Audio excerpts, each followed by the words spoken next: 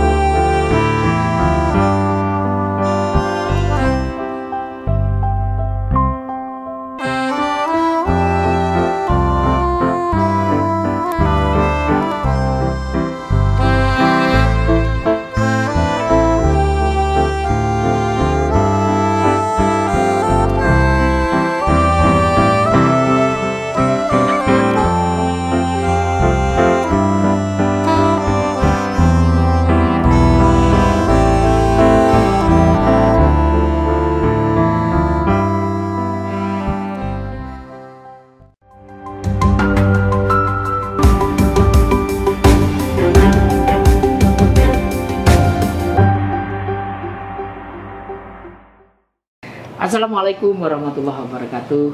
Salam sehat dan salam sejahtera untuk kita semua. Saya Tri Mulyono, pemimpin redaksi Tribun Jatim Network. Saat ini saya berada di Kabupaten Blitar, tepatnya di Rumah Sakit Umum Daerah Ngudi Waluyo. Rumah sakitnya besar, ada gedung baru nanti yang akan disampaikan. Kebetulan saya sekarang sudah bersama Bu Direktur Rumah Sakit Umum Daerah Ngudi Waluyo, Ibu Dr. Endah Woro Utami. Selamat siang, Bu Woro. Selamat siang, Pak Tri. Cerah sekali, luar dan biasa. Sekali. Amin, alhamdulillah. Baik. Ya, Bu Woro, bisa disampaikan dulu sebelum kita ngobrol banyak hal, company profil dan kondisi saat ini di Rumah Sakit Ngudi Waluyo. Jadi kalau namanya RSUD Ngudi Waluyo Wlingi itu merupakan rumah sakit milik pemerintah Kabupaten Blitar. Dan merupakan rumah sakit kelas B pendidikan. Jadi kita merupakan, kalau di Blitar Raya kita adalah rujukan Blitar Raya, termasuk Blitar Kota juga rujukannya ke sini. Nah, tempat tidur kita awal sebelum harus standar kris, sekarang kan kamar rawat inap standar itu 240. Tapi agar masyarakat nyaman, maka kita turunkan dulu 206 sekarang. Nah, ada bangunan megah itu merupakan salah satu perwujudan kris. Jadi supaya masyarakat ngamar itu standarnya tempat tidurnya juga terstandar gitu. Nanti jumlahnya bed itu akan bertambah seiring keberadaan gedung baru atau masih sama seperti yang saat ini? Saat ini kalau 206 dengan tambah gedung di 8 lantai, bertambah tapi tidak banyak. Jadi prediksinya 220. Oke, 220. Kalau tenaga kesehatan sendiri, Dr. Woro, berapa yang bisa handle di rumah sakit? Kita tenaga kesehatan dari total ada 200. Totalnya ada 685. Itu sudah termasuk baik ASN maupun BLUD. Jadi BLUD masih ada dan tapi tidak terhitung yang outsourcing. Outsourcing itu driver, CLS sama satpam. Bu Woro, nah tadi sudah dijelaskan akan ada gedung baru. Barangkali bisa diceritakan di spill ini karena belum diresmikan ya. Layanan-layanan apa yang ada di gedung baru, juga mungkin layanan unggulan, Bu. Ya tentu semuanya unggulan lah ya. Tapi barangkali yang paling baik di Rumah Sakit Ngudi Waluyo itu layanan apa, Bu? Jadi kalau di Rumah Sakit Wlingi ini kita ditunjuk oleh Kementerian Kesehatan sebagai pengampu madya istilahnya. Pengampu madya itu untuk Blitar Raya dan sekitarnya. Itu mulai pertama yang terbanyak. Jadi unggulan kita adalah stroke center. Itu kasus terbanyak. Stroke center nanti harapannya tentu angka kematian semakin menurun karena stroke. Kemudian anggaran berikutnya itu ponek. Ponek itu untuk ibu melahirkan sama bayi yang baru lahir 1 bulan.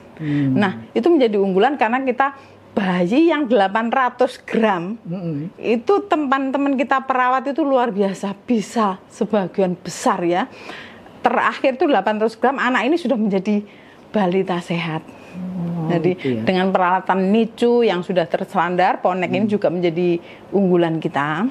Kemudian juga di samping itu kita punya pelayanan jantung. Di jantung ini nanti. Yang penting, ya. Itu juga salah satu case yang banyak sekali terjadi. Betul, poli jantung di Blitar ini per hari sudah di atas 100 pasien jantung. Ya mungkin Blitar karena suka blendrang itu ya. Blendrang terus apa lagi itu? Itu pemicunya. Dan ini pentingnya gini Bu, kan ini penanganan kasus jantung itu kan butuh waktu cepat ya Bu ya. Betul. Kalau di sini sudah ada, artinya nggak perlu lagi jauh ke Surabaya, ke Malang gitu ya. Jadi Blitar ini penyakit yang terbanyak kan jantung, stroke, kemudian kencing manis, juga yang tidak kalah ketinggalan itu kasusnya kanker. Nah, harapan kita dengan pelayanan yang ada di Blingi, ini menjadi unggulan kita dan masyarakat tahu nggak usah keluar Blitar. Biayanya terlalu besar untuk transport dan akomodasi makan minum. Juga ini ya, lebih cepat tertangani di sini. Lebih gitu. cepat. Berarti nanti yang di gedung baru itu selain itu Bu ya, layanan ambulan, apalagi Bu yang ada di fasilitas kesehatan di gedung baru nanti? Kalau gedung baru kan ada tadi 8 lantai ya, yang paling atas rooftop di mana masyarakat bisa melihat Blitar, bahkan melihat nanti bulan pertama itu. Nah, jadi dari atas tapi juga ada bisa berwisata. Ya, paling tinggi masih di rumah sakit ini. Lantai 1, jadi mulai lantai 1 nanti masuk ke rumah sakit, customer service-nya diterima dengan baik, berbau roti. Jadi ada yang jual roti, ada yang jual kafe. Betul. Jadi mereka tidak masuk rumah sakit tapi mall menyenangkan. Enggak bau obat. Iya. Terus ada yang boleh donor darah, jadi nanti ada pelayanan donor darah di bawah. Setelah itu baru menginjak lantai kedua. Lantai kedua ini ada poli eksekutif. Poli eksekutif sama BPJS, tetapi ada plusnya. Kalau yang ada sekarang kan poli, semua boleh gratis, BPJS jelas gratis. Kalau di poli eksekutif jamnya tentu bisa pagi, bisa siang, orang tergantung waktunya, tapi tentu ada nilai pelayanan plusnya yang harus bayar. Setelah itu, lantai 3 kita ada pelayanan kecantikan. Kebetulan kan emak-emak ini.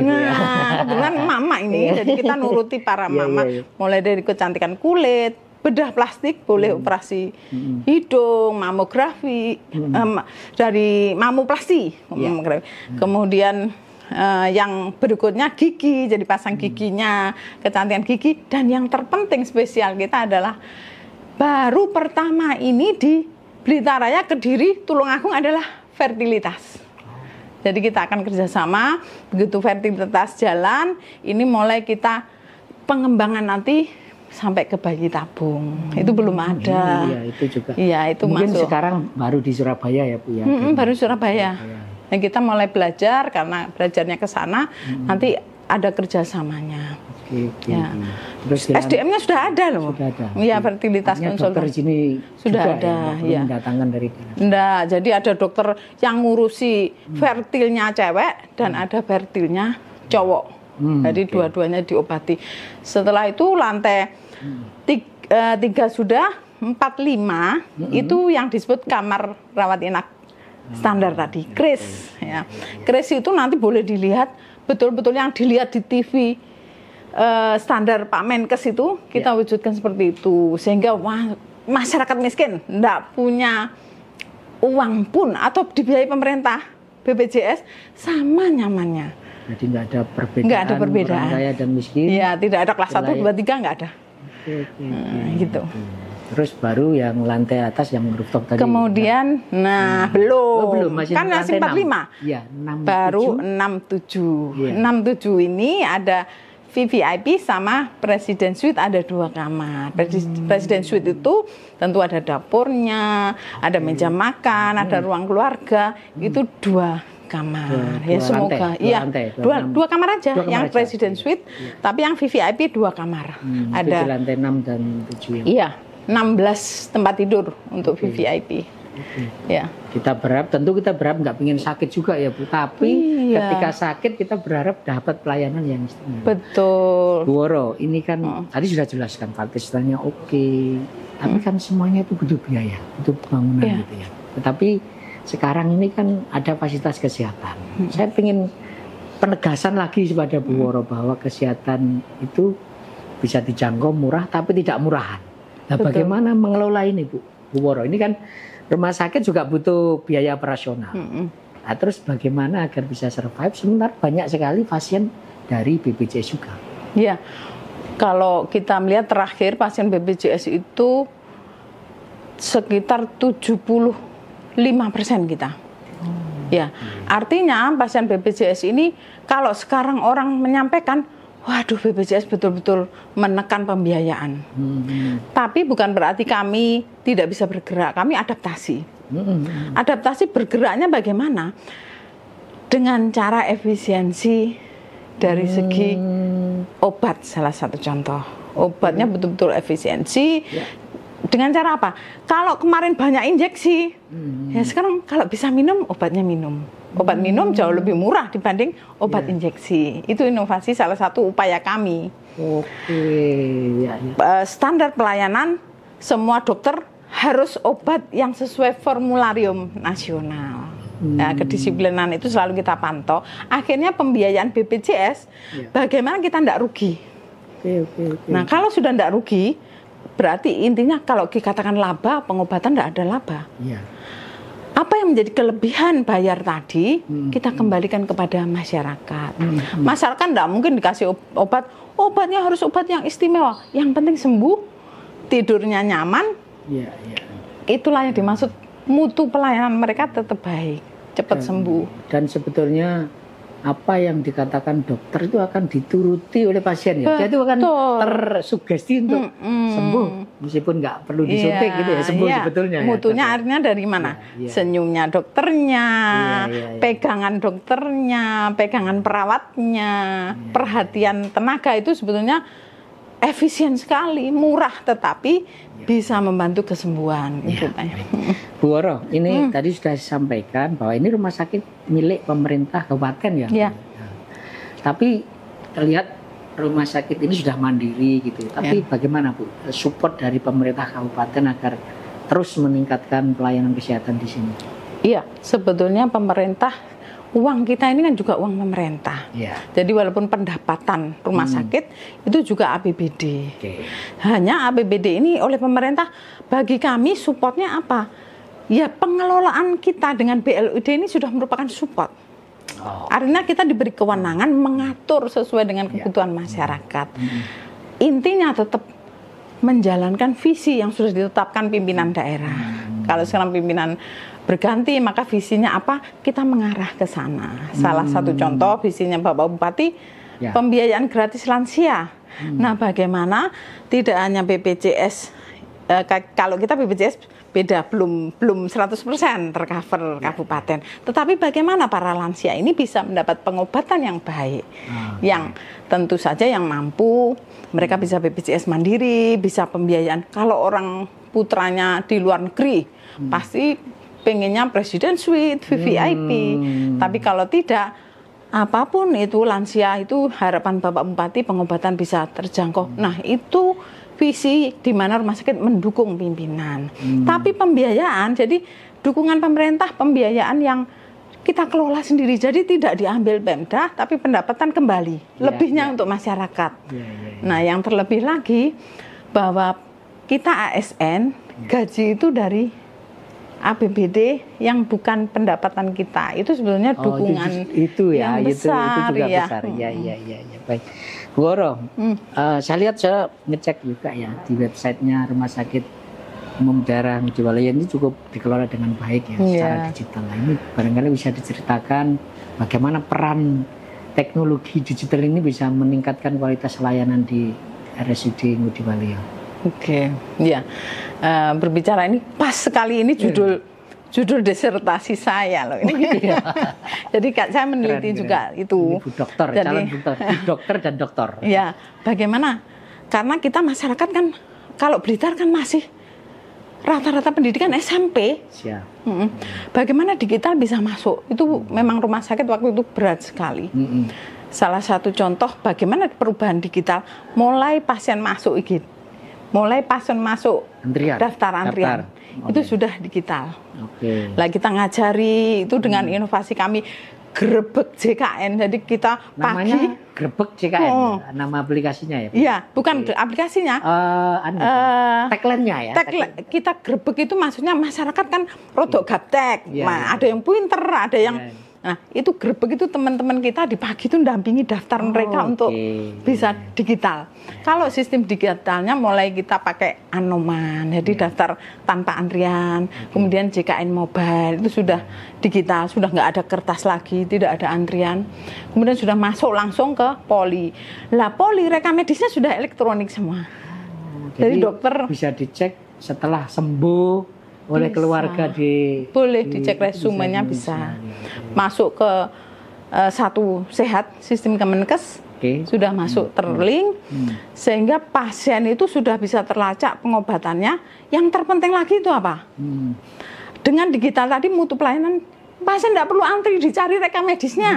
Dulu kan marah-marah ada rumah sakit bupatinya marah tapi nggak di sini loh ya.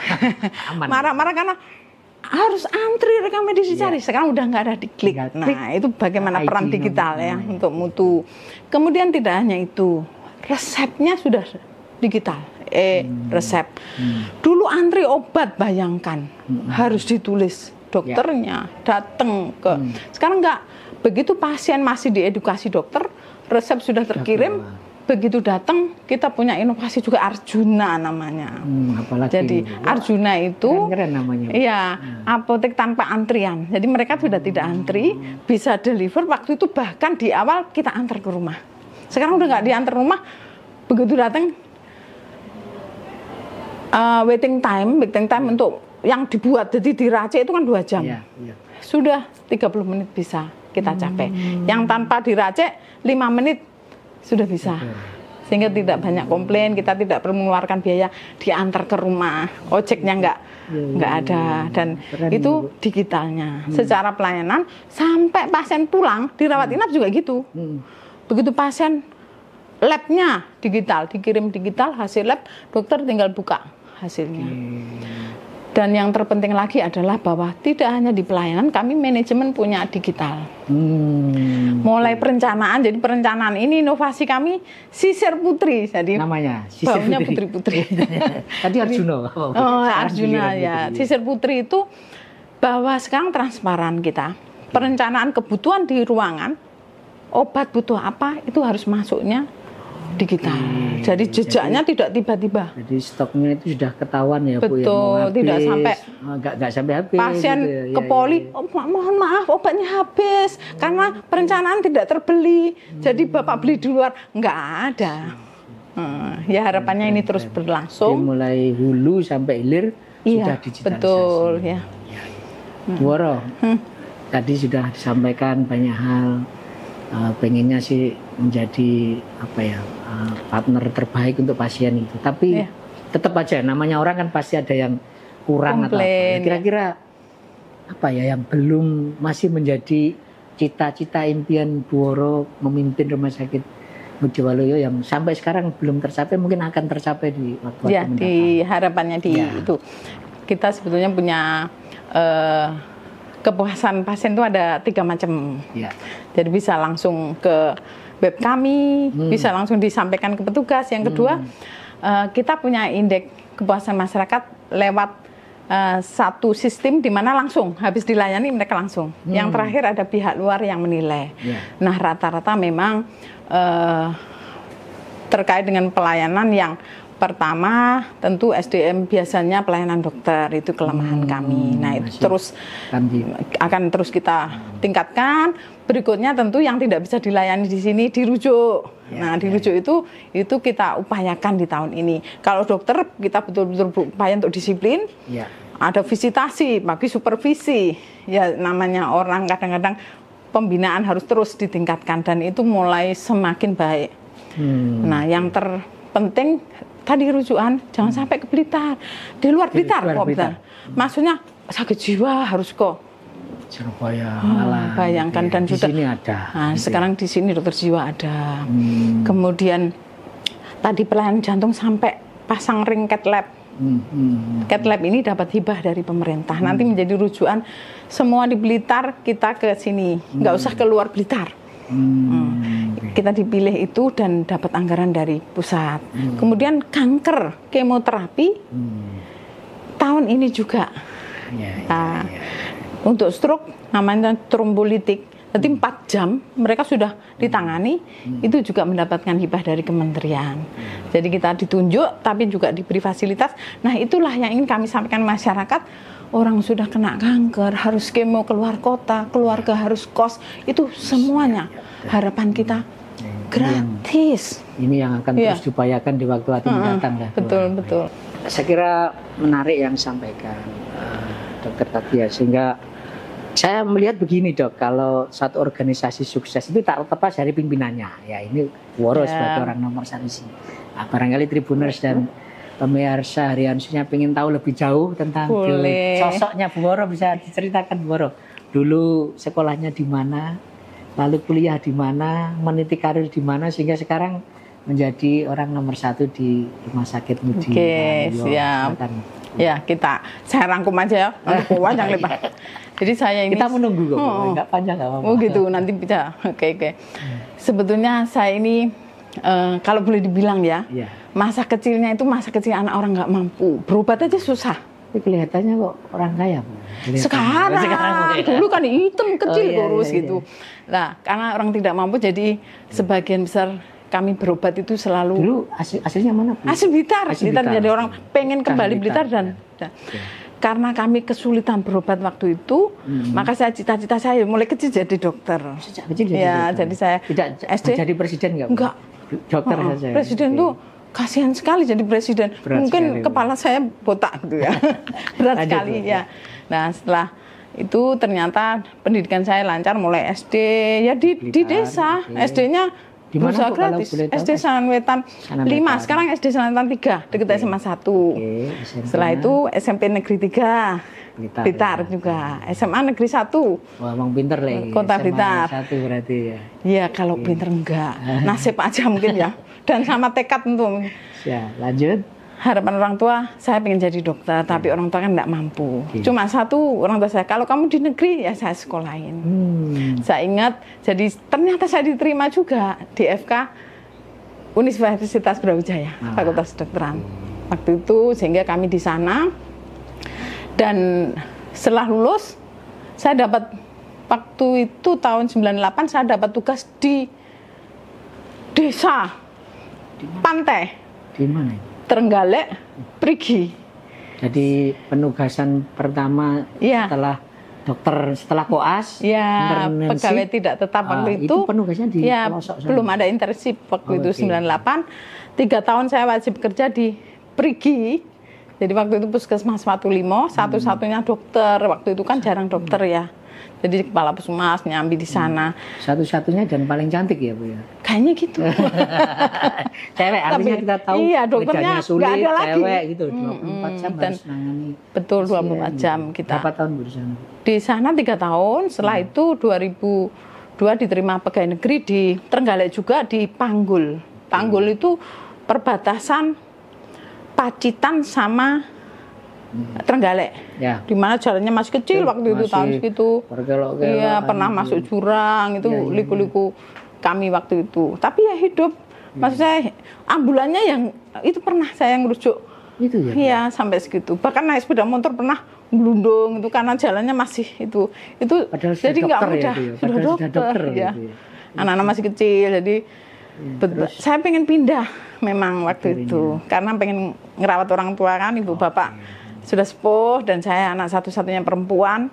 Saya pengen kembali, ternyata diberi peluang di Blitar Kabupaten tahun 2006. Waktu itu di mana? Puskesmas atau di rumah Langsung sakit? di rumah sakit. Ngudi Waluyo ini. Iya.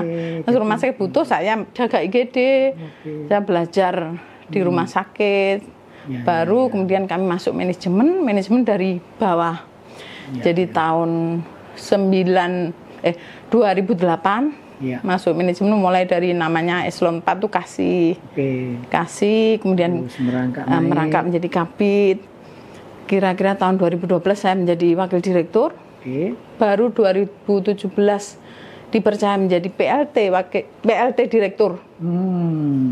2019 dengan boleh dikatakan Bapak Bupati sekarang, saya dipercaya, saya sendiri. Bupati Pak Irianto sekarang Bupati terpilih ya. Iya betul. Beliau ini yang mendatang. ngajari kami. 2019. 4 setelah Juli. itu kena COVID, 2020. Betul, kena COVID badai 2000. Baru kena COVID. Seperti badai. Ya. Tapi ya itulah ujian. Blitar termasuk yang terbaik penanganan ya waktu itu. Waktu itu kita ya pada prinsipnya kalau dikatakan terbaik nggak ada, kalau COVID nggak ada zaman. Iya betul. Karena Indonesia belum siap, tapi ternyata teratasi juga. Waktu itu kita sempat ngasih penghargaan Kabupaten Blitar sebagai kabupaten yang terbaik penanganan. Iya, kan betul. Ada beberapa misalnya berapa tingkat kematiannya. Tingkat kematian waktu itu. Sampai sekarang menjadi direktur rumah sakit Ngudi Waluyo Blitar, dan masih banyak yang ingin dilakukan untuk kemajuan rumah sakit ini. Iya, tentu. Kita tunggu cerita-cerita selanjutnya. Baik Tribuners dan pemirsa harian Surya dimanapun berada, tadi banyak hal yang sudah disampaikan Bu Woro, dokter cantik kita. Kita bisa memberi bisa mengambil makna dan inspirasi yang disampaikan, dan semoga betul-betul Rumah Sakit Ngudi Waluyo menjadi partner kita, partner untuk meningkatkan layanan kesehatan di Kabupaten Blitar dan sekitarnya. Amin. Terima kasih, saya Tri Mulyono, mohon undur diri dulu, mohon maaf kalau ada salah kata. Assalamualaikum warahmatullahi wabarakatuh, salam sehat dan salam sejahtera untuk kita semua. Waalaikumsalam semuanya. Download Tribun X sekarang, menghadirkan lokal menjadi Indonesia.